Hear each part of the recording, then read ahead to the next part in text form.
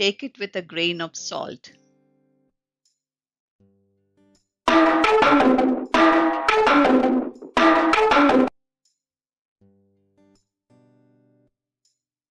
Take it with a grain of salt means not to believe something completely because it may not be accurate, true, or reliable.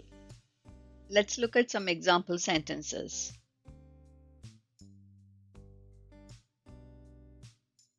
Don't believe viral posts you read on social media. It's best to take them with a grain of salt.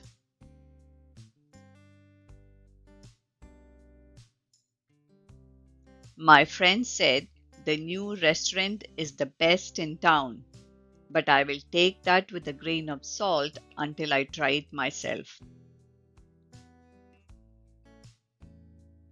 Let's do an exercise to better remember the idiom. For the given sentence, replace a word or words with the idiom so that the meaning of the sentence is not changed. You have 5 seconds. Pause the video if you need more time. The newspaper reported that the actor is retiring, but the information hasn't been confirmed.